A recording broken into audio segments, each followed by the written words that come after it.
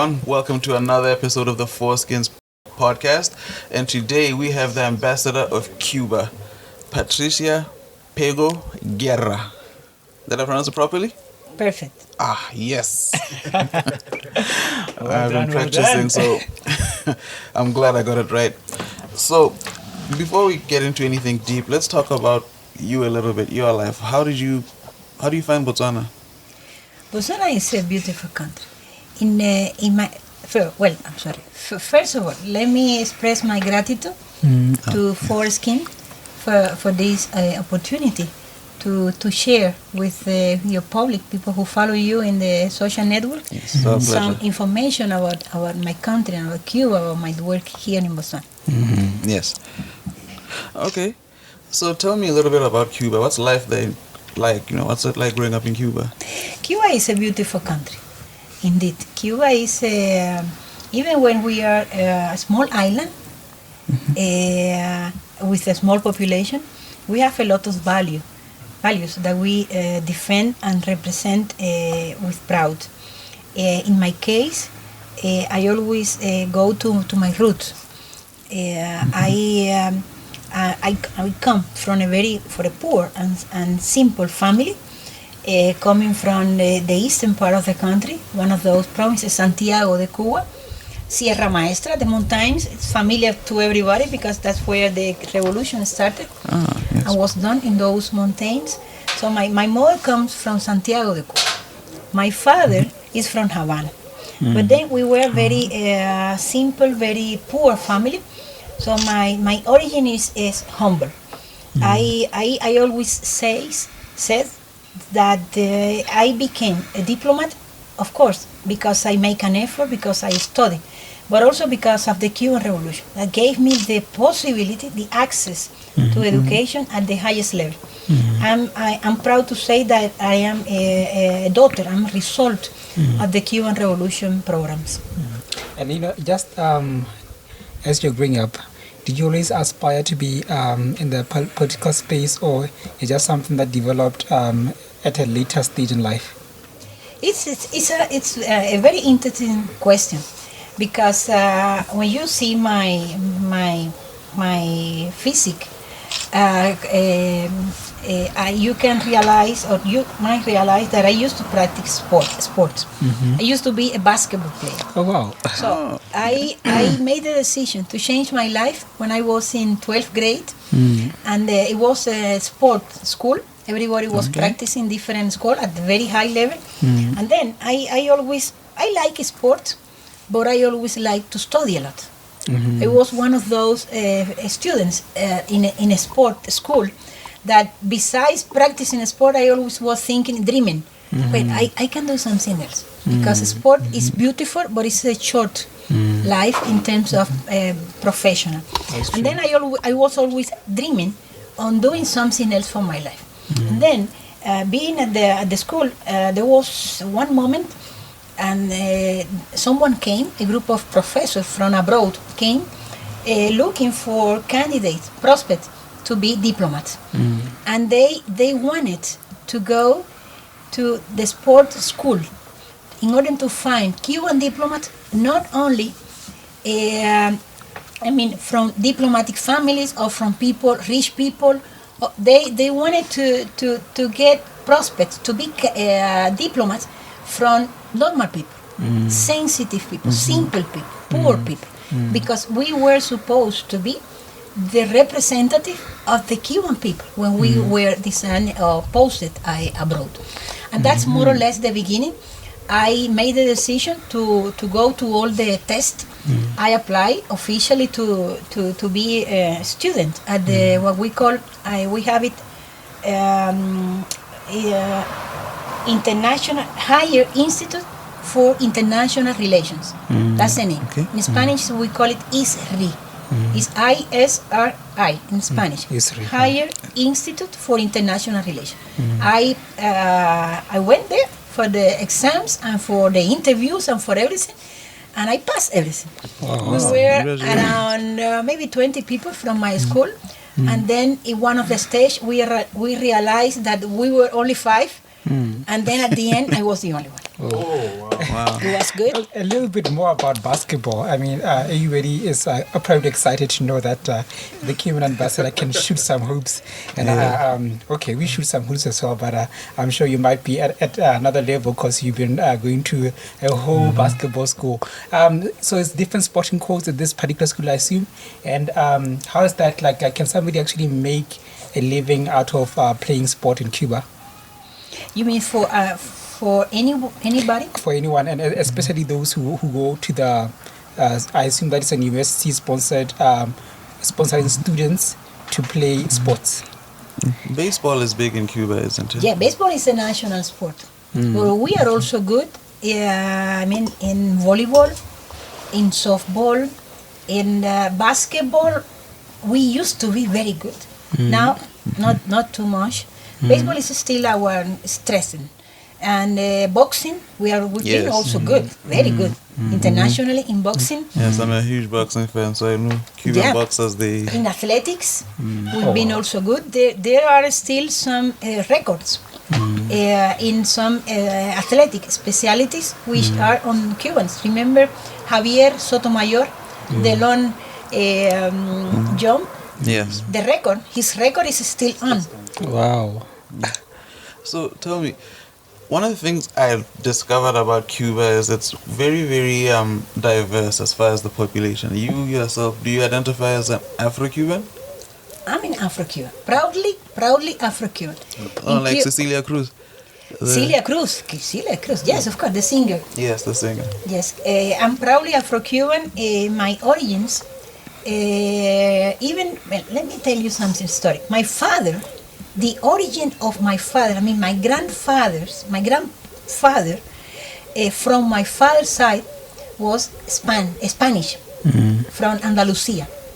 And then he traveled to Cuba as many Spaniards looking for a new life, because in that moment it was a critical situation in Spain, and many Spaniards just decided to emigrate, and they went to Cuba in different way, looking for a better economic situation.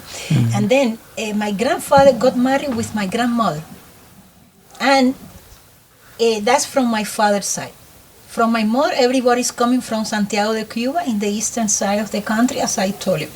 So it's funny because I'm maybe a good example of the mix that we have in the Cuban culture, in the Cuban religion.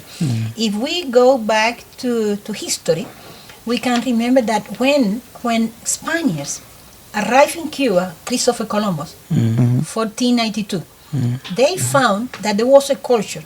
And this might be another topic, because some people in the world used to say that the Americas were discovered. America were not discovered. It was a mix of culture.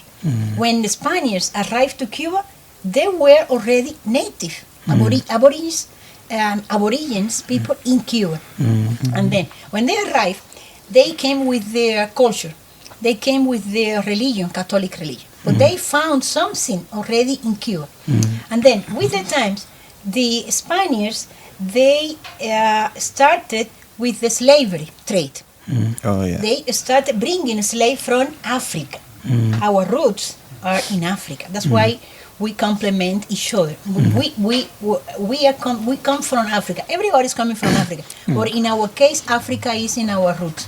I feel like I should say to you, welcome home. You're in Africa. Yes, welcome home. To the motherland. Afro-Cuban, very, very proud to say that. And then with the slavery, the slave brought their own culture and religions. The Yoruba religion, the Yoruba culture. And then maybe that was not the beginning, but maybe that was a second stage in the mix. The native Cubans, aborigines, the Spaniards, the Africans, and in the time there was also some Chinese, some Indians. That's what made Cuba a beautiful mosaic, a beautiful mix in culture. In Cuba you can find people, Afro-Cubans, mulattoes, we also call them mulattoes. Oh, mestizos. Mestizos, Yes. White people. But even, be careful, even when they look white, There is something in the veins. In that blood, in that veins, there is something coming from There's Africa. a black grandfather somewhere hiding. Yes. As a single man, you told me to go and look for a wife in Cuba. Maybe. No, you can look like a Cuban. Let me tell you. Okay. In Cuba, we have a high level of education, so it's very easy that you can find many people speaking in English with you or in Spanish if you can communicate in Spanish. Okay. So you can be my cousin. You can be my brother. I am your cousin. You just take me to Cuba. You told me this is my cousin. He has come to see the land of the Cubans, and that's interesting. Does it mean that the two official languages in Cuba is Spanish and English? The official language is Spanish. English is just a second language because in our history, there have been a lot of relations with the Americans. And as a matter of fact, we are very close to America. So America is a reference for many things to the Cubans. So English is, let's say, a necessary language for anybody who wants to learn or to study or to know the world. But it's easy. It's not only English. You can find many people speaking in Italian, French. Okay. Because in Cuba, education is free. Okay. So it's just for you to have the interest to develop yourself learning different languages. All And right. you can do it. Yes, definitely. Before I go to Cuba, I will polish my Spanish. Yeah. There are many Cubans in Botswana. Maybe you can find a girlfriend here before going. And it's just traveling to Cuba to formalize something that started in Gaborone. They're giving us ideas now. I saw a baseball player. His name is, I don't know if I can pronounce it properly, Yasiel Puig. Jaciel Puig, yes. Yes, he looks like me. That's what I say. So already I know if I go there, I'll blend in. They might even think I'm his brother. Maybe. Let me tell you Who knows? something. This is something that happens reciprocally. I mean, in Cuba, you can be a Cuban. But even in Botswana, for us, many people talk to me in Setswana. Oh, yeah. They look at me and say, Dumela ma. And I have learned only a few words, because Setswana is little difficult to me. Maybe I haven't made all the effort, but for me it's still a little difficult. And then people on the street, in the stores, anywhere, they come to me, Dumela ma, like if I were in Botswana. So Wow. I look in Botswana. You look Botswana. Like in Botswana. Yeah. And that made me feel fantastic in You're this home. country. That's And let me wonderful. tell you something else about the first question. This is my second time in Botswana. Oh, okay. That's also an additional detail that made me feel at home. The first time I came was in 2003, Whoa. 2004. In that time, I was the deputy ambassador of Cuba. Our embassy was in Village, close to River Walk. Okay. Then, after some years, they gave me the surprise that I was being posted again to Botswana. Yeah, you must have been very happy Yes. about that. And then I came in 2016, November, we came. Imagine that my daughter, the first time we came, my daughter was only 5-6 months. And my daughter now is almost 18. Whoa. So when they told me that, I said, it was like, I don't know, but I was happy. I was thinking, we won't have any problem in Botswana. When you are moving into a new country, even to work, there are some things that might concern you. How we are going to settle, how life is going to be, how the children are going to settle, these kind of things. In my case, I was thinking like this, say, everything is going to be okay. She's been there, we know the country, we know the culture, everything is going to be okay. Oh, how many countries have you been? Have you lived at throughout the world? And in terms of adjusting to the culture in Botswana, was it like a cultural shock? Where they think that you got into Botswana and you said, how can they do this? Or did you guys blend in properly? I have been posted to a couple of countries. Sometimes we call it in a permanent status, which means 2, 3, 4 years, depending on the category, the diplomatic category. And in other places, I have been we call it official status, which might be from one week or 2 weeks to 2 or 3 months. Okay. In my case, it's very interesting because in my professional career, it's like I call it an interesting pattern. between Botswana and the U.S. Wow. I was first posted in the U.S. for almost a year in 2000. After that, we always return to Cuba. After that, I returned to Cuba. And then being in Cuba, they sent me to Botswana. As I told you, 2004 for around 2 years and a half, more or less. After Botswana, back to Cuba. And then after Cuba, again to the U.S. But that time for almost 5 years. Working in Washington, D.C. At the Cuban intersection. Before reestablishing bilateral relations with the U.S., with former President Barack Obama, our relations were based on intersections, not embassies. And then, after 5 years in Washington, I returned to Cuba, and in a couple of 2 more years, they sent me back to Botswana. So I call it a very interesting pattern. Botswana, United States. I don't know what would be next. I'm not sure if I would have, let's say, a third time in Botswana or a third time in Washington. It depends on many things. But in both cases, I have felt very successfully in terms of result of my work. I have met incredible people. It doesn't matter that in the U.S. There is a government against the Cuban government. When you live there, when you share your time with American people, it's different. The feeling is different. So I really enjoy being there, and in Botswana as well. Even when there are different destinations, but professionally I have learned a lot from both opportunities, the culture, the histories, the language, the people. I think I am realized in that way. Awesome. And earlier on when you're talking about your different ethnic groups and also how your ethnicity and your genealogies and the fusion, I was like, that makes for a blend for a good president. I mean, imagine you're combining all those things and you become the Cuban president. Myself? No, I don't think so.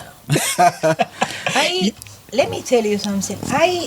I have always felt a high respect, very high respect for the position of a president.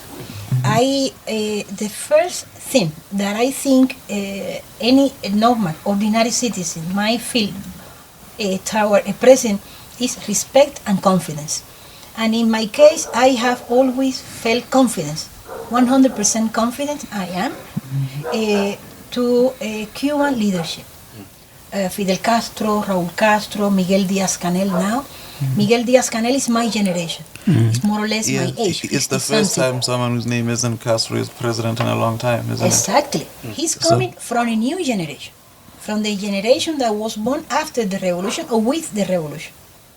And my position is that not anyone, Cuban president, to be the president of a country, there are some requirements. Technical requirements, you have to be national and so on, etc. But one of the most important requirements for me is to be loyal to your people, to represent the interest of your people, the dignity of people, that people can see you as a leader, that people can follow you. And I don't see myself, I just feel like we will continue with Miguel Díaz-Canel, for example, and any other that can represent the interest of the Cuban people. You mentioned that you traveled back and forth to the U.S. a lot. There's a little over 2 million Cubans that live in the U.S. from what I know, including even some of the senators turn out to be Cubans, like Ted Cruz. So what I want to ask you is, how do Cubans feel about Cuban Americans? Because I know a lot of them probably do still have relatives back in Cuba. So how does that work? Immigration is an issue when you talk about the bilateral relation between Cuba and the U.S.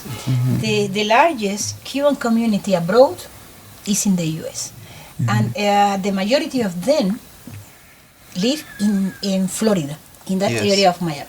So that's also very important in terms of not only the relation of Cuba with of the Cuban government, with its nationals abroad. But also in terms of the politics that some Cuban Americans promote being in the U.S. Congress. For example, just to tell you a few things, there are a few things. Yes, But Marco Rubio as well. yes, Florida, talking about politics, Florida is one of the most important states in terms of U.S. general presidential elections. Oh yes, definitely. You know how it works. It works by points. Each state contribute with some point to the final result. And Florida is one of the most important states. That's why people need to understand why only a few senators or members of the House of Representatives, only a few of them compared to the 535 members of the U.S. Congress. So the Cubans are a small quantity, but they are powerful. Their power is based in the fact that they are coming, most of them, from Florida. And Florida is a very important state in terms of the presidential election. About the relationship of Cuba with the Cuban communities abroad, we, as government, we have always promote and defend a very close relationship. We are open. We see it like they are not merely immigrants, migrants. They are just Cubans living abroad. And we have, the Cuban government have been taking into place every time, every year or every a couple of years, some decisions in order to make that Cuban community closer to the Cubans living abroad. There is now a movement based in Seattle. One Cuban American is a professor living in Seattle that is promoting what he called bridges of love. Bridges of love. The idea is, the message is, let's work together to build bridges of love, bridges of friendship, bridges with the families, because many Cuban families have been divided by politics. Many, I think maybe there is an average that in every Cuban family there is minimum one member living abroad. And more specifically, there is at least one member living in the US. So, as a country, as a government, we need to live with that. But our position is to work in terms of unity. Let's work together. I mean, we can think differently in terms of politics, but at the end, we are still family. I can agree with that. Family. And that's one issue. Another important issue to understand the situation is the fact that most of that migrants left Cuba because of the economic situation. It's not, most of them didn't leave Cuba because they were against the government or they have different, political differences. No. Most of them left Cuba looking for a better, deciding or dreaming with a better economical situation. And migration is something that happens since the war started. All the time. By centuries, people just migrate.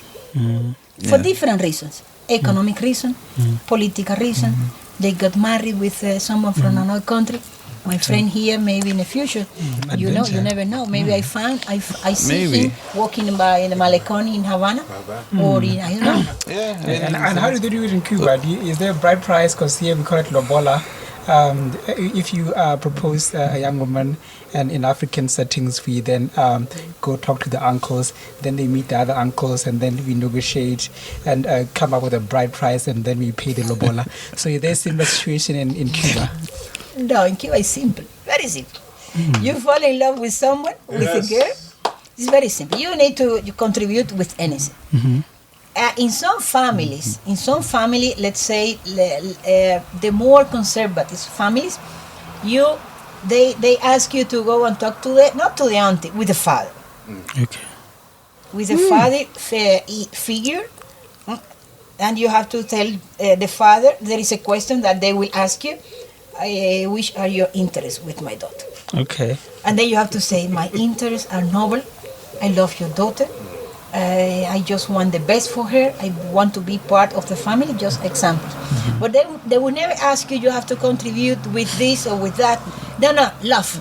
Okay. So much cheaper than here. So much cheaper. Now, the prospects of going to Cuba are starting to look brighter and brighter now. One of the Cuban Americans I wanted to ask you about is a fellow by the name of Felix Rodriguez. He was a CIA agent who was involved in the capture of Che Guevara. Is he a known figure in Cuba, or it's not? He's quite known in the United States, but is he a known figure in Cuba? In Cuba, when we talk about Che Guevara, it's like Che Guevara himself, his image, what he did for Cuba, is bigger than any other thing. Yes. So there is. I don't think there is. When you mention Che Guevara, there is something else than Che Guevara himself.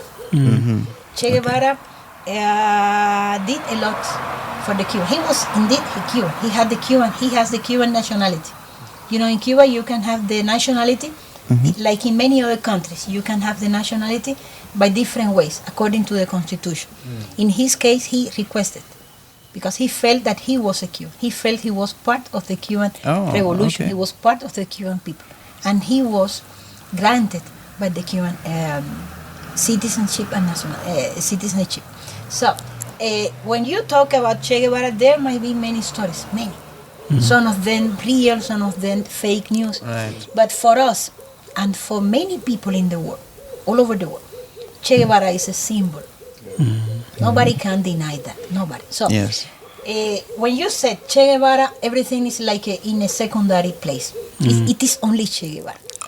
I'm very proud. I was very proud to see here, to discover here in Jaborone.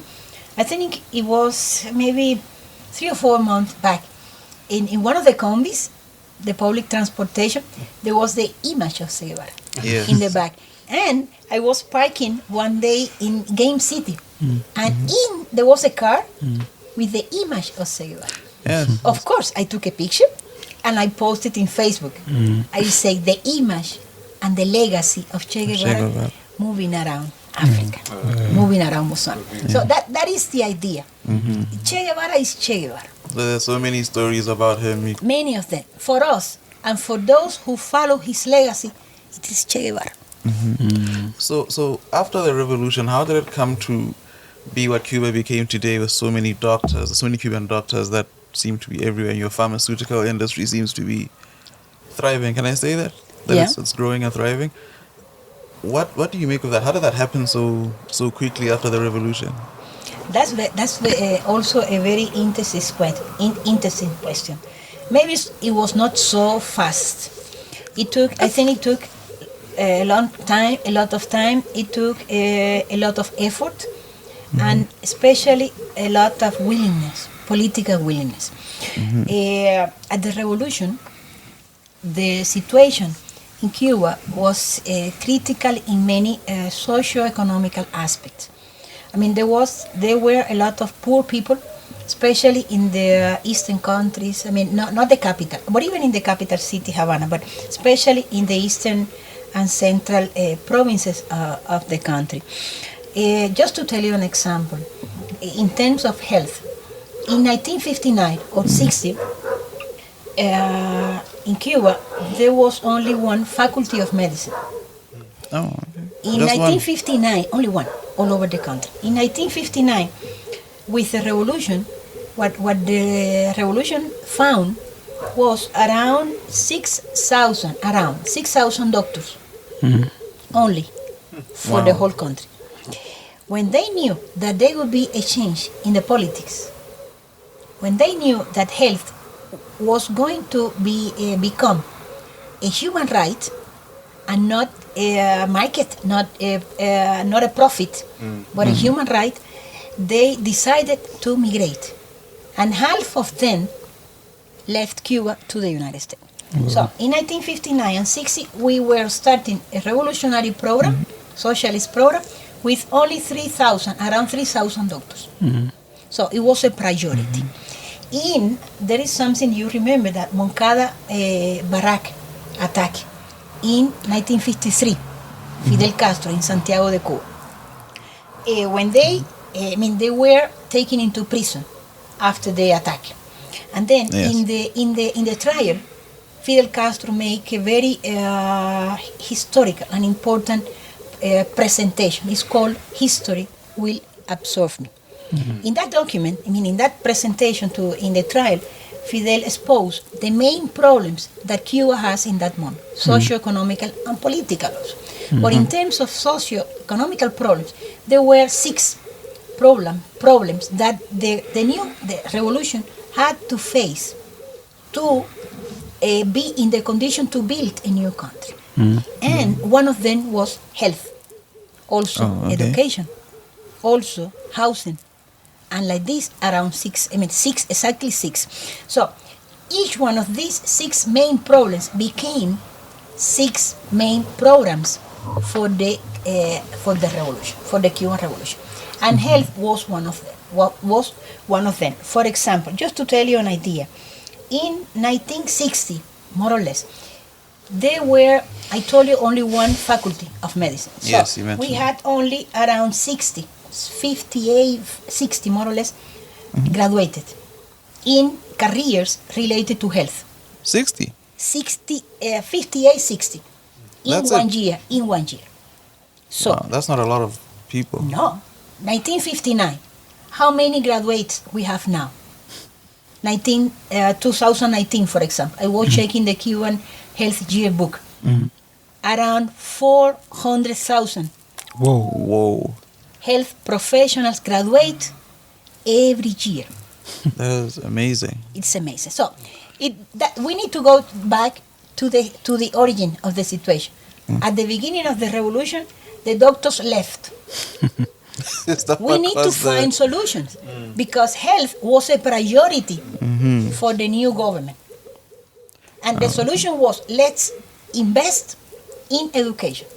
Let's invest in health. And then that's why many people coming from the countryside, coming from poor families, like me, they'd say, I can be a doctor now. Before that, it was impossible because my family didn't have the money to pay a career like medicine that is very costly anywhere Yes. in the world. Cuba is one of the few countries on which you can study for free. And then many people just saw the opportunity to become doctors. Oh, okay. Many of them, the first doctors in the families for histories and histories. For centuries That and is- history, in the history. And that was the beginning of this revolution that we have in the health sector, of these so many doctors that we have, that we can be even in the position to have them serving not only to Cuban people, but to going abroad, serving abroad on request of the people of other countries and the government. You know, I'm sure you know that with this terrible situation, the pandemic of Yes. COVID, there have been, I think, more or less, more than 57 or 60 Cuban medical brigade going to more than 40 countries or territories Yes, only for COVID. I'm talking from March 2020 to today. and Many of them, some of them in Africa. But besides that, we already had more than 28,000 health professionals of Cuba traveling abroad that's in poor countries. Many of them, most of them, poor countries, underdeveloped countries, Latin America and the Caribbean. Africa, of course, Africa. there's a long history. Asia. Even in Angola, the Angola. war for independence. Exactly. In Botswana, we've been in Botswana contributing to the health sector for more than 30 years. It is maybe probably the main element in the bilateral cooperation between Cuba and Botswana. It's Health. about health. Health, also in sports, also education, but health has been continuously there for more than 30 years. Now there is a Cuban medical team here with around 100 doctors and engineers and working in all over the country. In Mahon, So does Cuba make its own vaccines now? COVID vaccines? That's a good news. And I wanted to, when you made the question, I wanted to suggest that we can make a toast. Because we've been celebrating in Cuba for the last 2 definitely make a days. toast. I'm all for a toast. We can make a toast. Now we have something to make a toast. We have something. It doesn't have to be with water. Okay. Well, the good news, 2 days ago. Did you bring any Cuban cigars by any chance? No. 2 days ago, we wake up in Cuba with the fantastic news that out of the 5 Cuba candidates vaccines, two out of the 5 has already gotten the percentage of efficacy established by the World Health Organization. That's impressive. Abdala is one of them. Imagine that Abdala, a vaccine produced in a country like Cuba, small country, poor, blockade by the US. Yes. It's something amazing. Let me tell you the percentage of efficacy. 92.28%. That placed the Cuban vaccine Abdala in the 4th place internationally, after the big ones, after the US, after Germany, after England, Cuba, the small island. And then the other one is Soberana.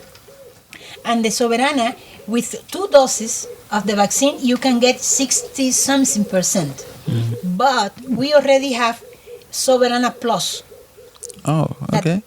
When you take Soberana Plus at the 3rd doses, you will be 90-something% of efficacy. Wow. So we are very happy. So this is something to celebrate. We share that with our friends because we feel fantastic, very proud. It's a result for the Cuban people. It's a result for our leader, for our history. This is an example of our resilience. It's an example of our achievement, despite of all of the obstacles that we have been facing. So tell me a little bit about this embargo and the history behind it. What exactly is the issue between the US and Cuba that brought forth the embargo? To understand. Yes, I'd like to understand exactly. To understand, I will explain like for some scholars. Imagine that we are in. I'm presenting the issue in the University of Botswana. So you are the class, okay? Class is in session. To understand. I'm ready. To understand the historical conflict between the U.S. and Cuba, you need to go deeply in the history of both countries and analyze 2 key elements. The first one, always for centuries and centuries. The first one, I mean, even before the revolution, you have to understand this. For centuries, there has been a desire and the pretension from all the U.S. administrations to domain Cuba, politically and economically, to exert a domain over Cuba or on Cuba. I'm explaining myself. Yes, like so to dominate Cuba. To dominate Cuba. You mean like with Puerto Rico, where it's almost like a territory? Exactly. To dominate Cuba. Okay. Cuba, based on our geographical position, Cuba is in the backyard of the U.S. It's only 180 kilometers. Imagine the distance from Jaborone to Mahalapi. Wow. Hawaii is further than Imagine Cuba. a bridge between Florida to Cuba. Before the 1959, before the revolution, Americans traveled to Cuba like just for a weekend. In ferries, with their cars, they spend the weekend, they return. Yes. The gambling, prostitutes, their life. It was just a place that we can go to relax. It's unconditional governments. The governments in those times in Cuba were doing whatever the master in America says. Okay, we will do whatever you tell me to do. So that's one key element: the desire and the pretension of all Americans administration to dominate Cuba. That's one thing. The other side, always along the history. The willingness of the Cuban people to be independent and sovereign. So, even when we have a lot of independence war and a lot of movement, rebellion movement all over our history, it was only in 1959 where the objective conditions were created. I mean a socio-economical situation terrible. A lot of poor people. The situation was really terrible in terms of economic and poorness. And we need to add the fact that there was a leader emerging from the Cuban people. This would be Fidel Castro. I heard of Baptista Batista was the previous one. So when Fidel came, Batista had to leave the night before. So the revolution triumphed. he fled, isn't he? Exactly. The revolution triumphed. It started in the moment when Batista said, I can not control this situation. The rebels are coming to Havana from Santiago. Nobody is going to stop this. And Batista decided, I need to leave. And he left. And that was the revolution come. So, even before the revolution, there were some movement, rebellion movement and independence war. But the conditions maybe were not created. And we didn't have a leader. It is very simple. I think it is materialism dialectic. In many countries, you can have the socio-economical conditions. People doesn't want to live the way they live. People want to have a better economic situation. It can happen anywhere. But the conjunction, when the combination of this socio-economic situation with a leadership, with someone as a leader that emerged from the people, nothing could stop. Nothing could stop the Cuban Revolution. So that's what the embargo is based on. These disagreements is what led to... Going back. So with the revolution, with the socialist program that we defend and we build, we say, for us, there are many things which are not negotiable. And what was the reaction from the American administration? Cut the sugar quote. Cuba used to be one of those mainly, in the world, mainly countries producers of sugar cane, and to cut the assignation,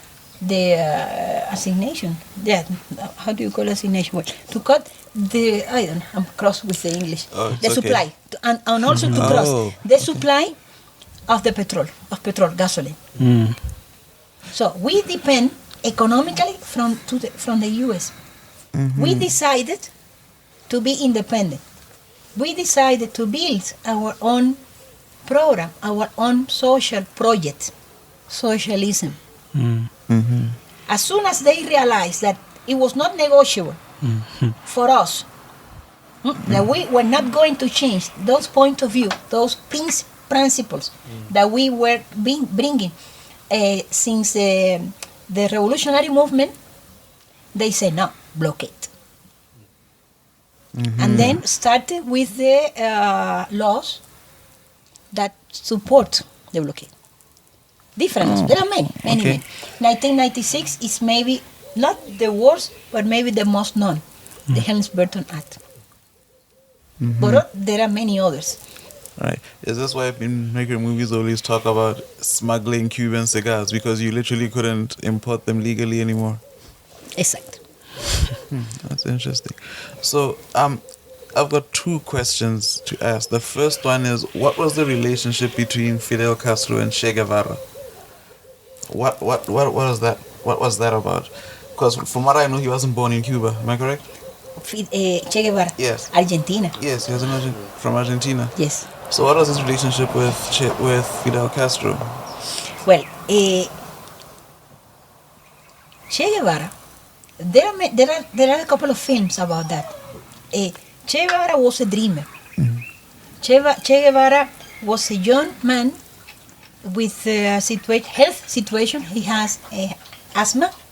Yes, I saw that from the Motorcycle Diaries. Exactly. And based probably in that health limitation, he wanted to overcome the difficulty. And he, as a dreamer, he said, I can do it even when I can be sick.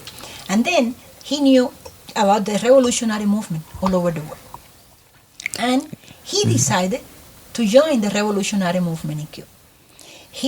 I think the relationship between them was more than friendly. They were brothers. Of course, Che Guevara admires Fidel as the leader. But with the time, Fidel also admired Che Guevara.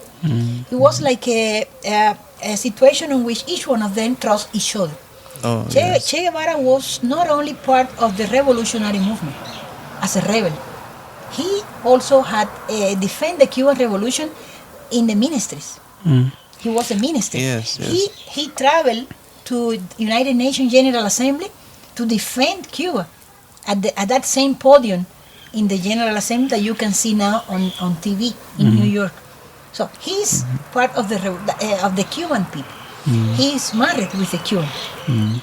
Yeah, his son and daughters are in Cuba. Even today, his family. Yeah. Oh, wow. Do you know that the Cuban story sounds a lot like the African story? It does. Because like right here in Southern Africa, there's so many talks about a revolution mainly revolving around reclaiming land. The Africans say they want their land back, and they declare revolution. We want our land back. So the story of Cuba is very similar to the African story. And but what would you say is the similarities? Let's say, for example, just in Southern Africa, what are some of the similarities that you've seen between Cuba as a country and some of the Southern African countries? There are a lot. I always, when I talk to the press and to the Cuban friends in Botswana, I always say that even though there are some differences, of course, in my personal perspective, I see more similarities. As I mentioned, our roots are in Africa. The way we laugh, the way we dance, our culture, the way we talk, but also the way we fight for our ideals, the way we don't renounce to those things that for us are important, the way we don't accept anybody to come and tell us what to do.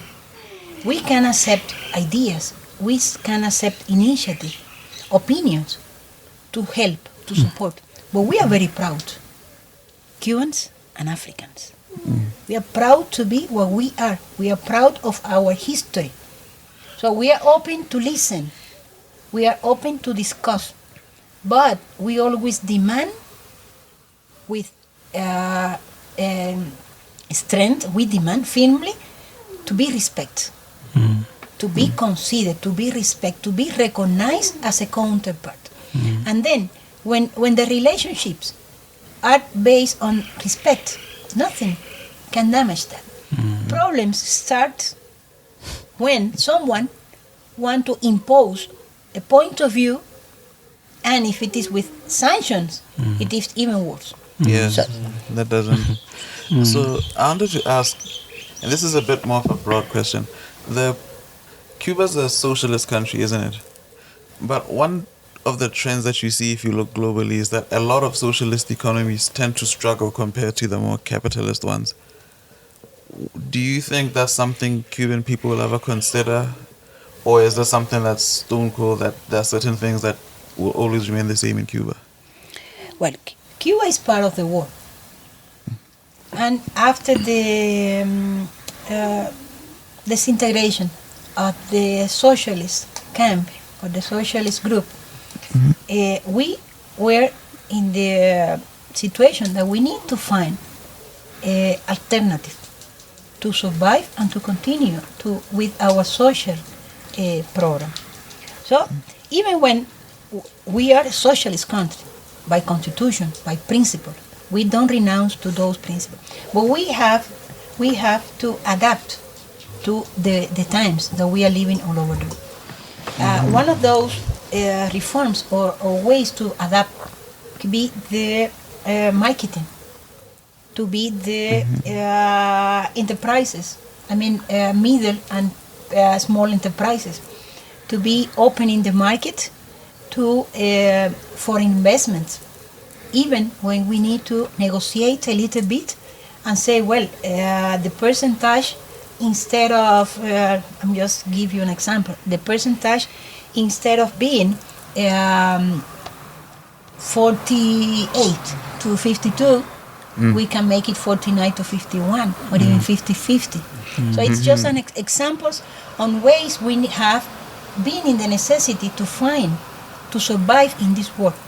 Because we are not, I mean, Cuba is not alone in the world.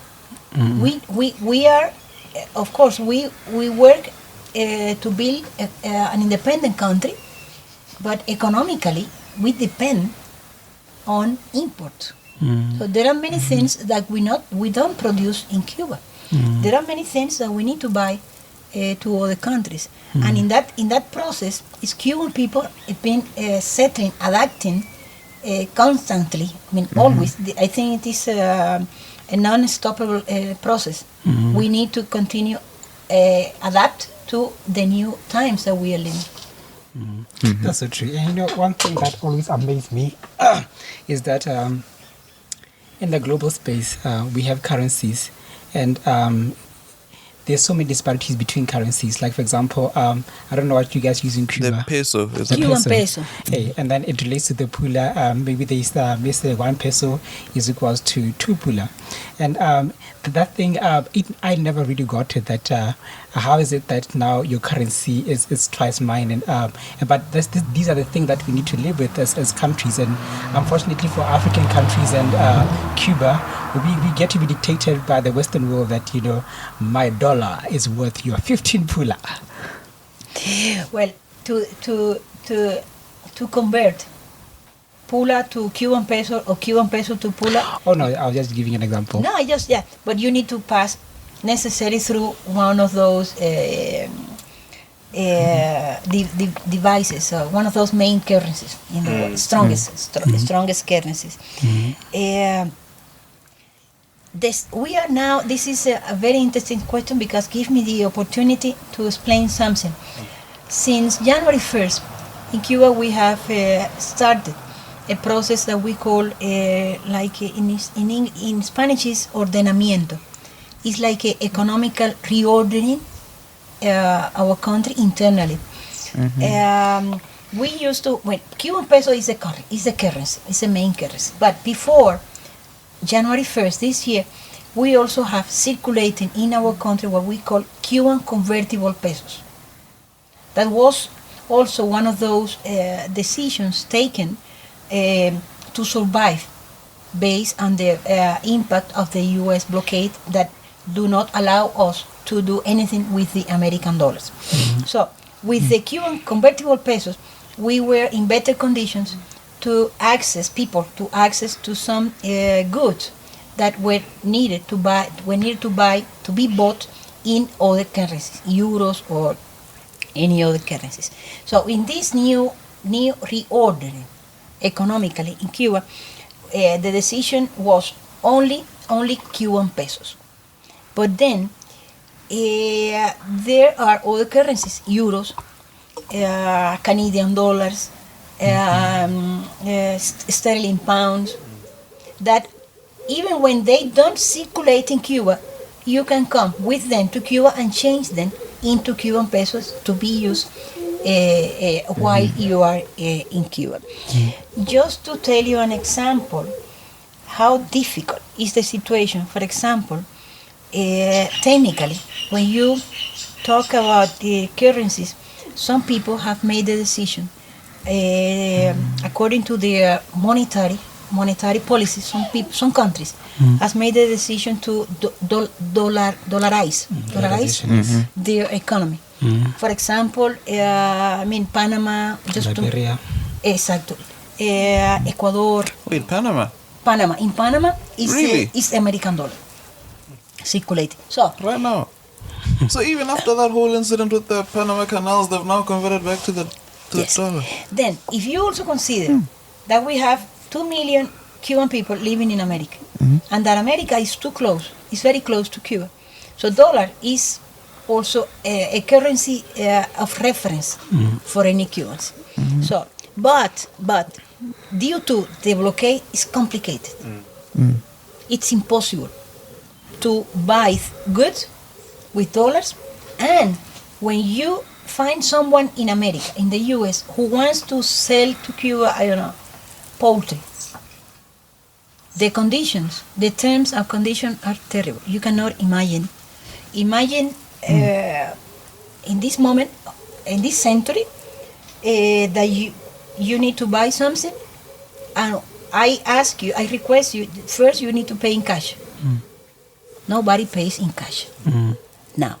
Well, I mean, small stores, small business, but big business. I mean, tons and tons, cheap. Yeah, you can't pay in cash. No cash, and this is one requirement for Cubans. We need to pay cash. We need to pay in advance,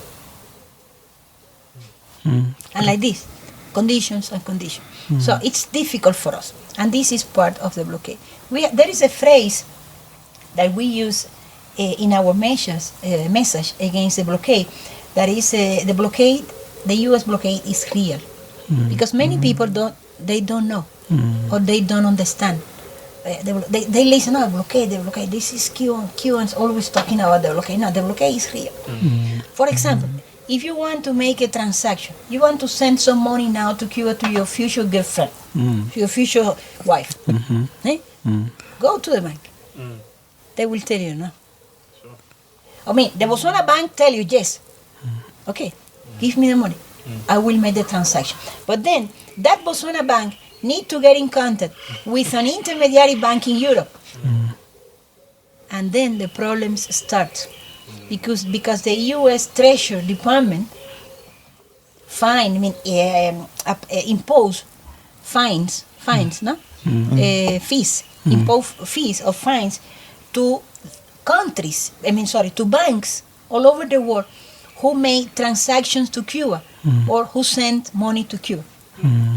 I'm not talking about fines of 100 pula, the dollars. I'm talking of fines of $1 million to French banks, to European banks, only because of the fact that they allow their banks to transfer money to Cuba.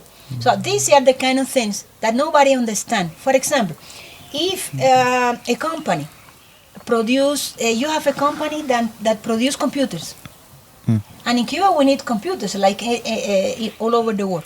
And then I can tell you, okay, I would like to buy 1 million computers for Cuban universities. You tell me, of course, I produce computers. But then there is one article, one element of the U.S. blockade that says that if the 10% of the components of anything, computer, laptop, whatever, water, whatever, 10% is American, they are not allowed to be sold to Cuba. That's intense. Imagine. Wow. United States is a power. So don't you think this is where the cryptocurrencies like Bitcoin could be useful in circumventing these kind of issues? Where he can send money to his Cuban girlfriend via Bitcoin. He doesn't have to worry about... My proposal could be that he travel to Cuba. Don't send money, travel. Go to Cuba. Get the money with you in cash. That's exactly what I was thinking. I need to just build a ship and then take the Indian Ocean and, just go there. That could be fantastic. So we all deserve. Do I need a visa to go to Cuba from Botswana right now? Or depending on different things. Cuba and Botswana, we have had excellent diplomatic relations since 1977. So we've been together. We have 43 years of diplomatic relations. Yeah, so it's a long time. A long time, and good one. I call it a mature relationship. It's not 1 year, 10 years, 15, 43. It's a mature relationship. And the visa. We have an agreement, exemption agreement, a bilateral exemption agreement for visas. If your passport, depending on the passport, if your passport is diplomatic, service, or oh my God, official, diplomatic, and service passport, you don't need a visa. We have an agreement to exempt the holders of diplomatic, service, and official passport of each country to travel to the other country without a visa.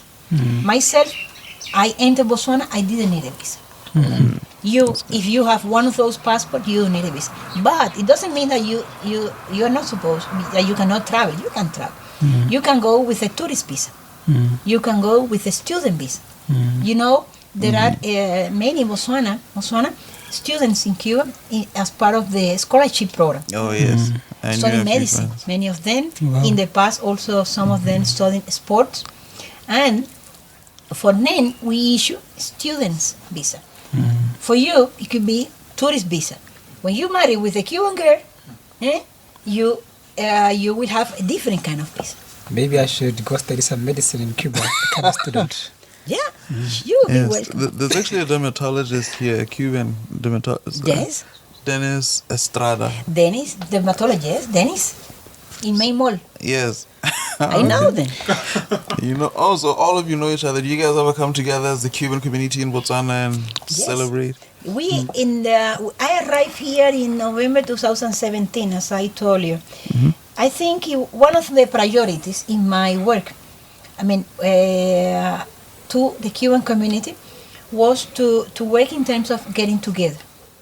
More often, because each one of them live their own life. Are married or have a job or this or that. And then one of the first thing that we did was a big national meeting with the Cuban residents in Botswana. It was in 2018, I think it was March or February. It was fantastic.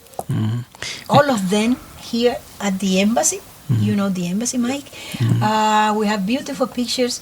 We cook Cuban traditional food. We had Cuban drinks. We danced. It was fantastic. The only thing. That sounds fantastic. What Cuban traditional food do I know? I don't know if, again, help me with the pronunciation. Yes. Arroz con pollo. Arroz con pollo. Oh, is that how it's Arroz. pronounced? Arroz is rice. Arroz con pollo. We also have arroz con gris. Arroz con gris is the mix of rice with black beans. It's great. It's That fantastic. sounds like jollof rice from Nigeria and Ghana. Yes. One of my last questions to you. You have stayed in 3 countries. Like for a prolonged period: America, Cuba, Botswana. For your retirement, where would you reside in either of these 3 countries or anywhere else in the world? Where would you like to retire? Cuba. I thought you were going to say Botswana. I love Botswana. We were trying to lure you in. I love Botswana. Yes. Botswana is being part of my diplomatic career, another part of my life, because now I've been here for more than 4, plus the other 2 or 3, it's been 7, Wow. more or less. I love Botswana. But Cuba is my homeland. Cuba is my family. Cuba is my friends, my neighbors. Cuba is the place where I always want to return. Oh, okay. Even when we have economic difficulties. Yes, home is home, no matter what. Home is home. I can be happy in Cuba with much less that I have here in Botswana. It's home. Well, we've now come to the end of the podcast. You've Yes. been wonderful. Thank you. Would you like to say anything to all our viewers? You can say something in English and then say something in Spanish as well. So when we show our Cuban brothers, they can have something to be proud of. Cuba and Botswana, as I mentioned, we have a lot in common. Yeah. Please don't allow anything to interfere on that relationship. We have been brothers and sisters for many years. Our roots are in Botswana, are in Africa. Please don't allow anything, anybody, to destroy that beautiful and fantastic relationship. Amen. Cuba y Botswana países amigos Yes. para siempre. Gracias, Botswana. Gracias.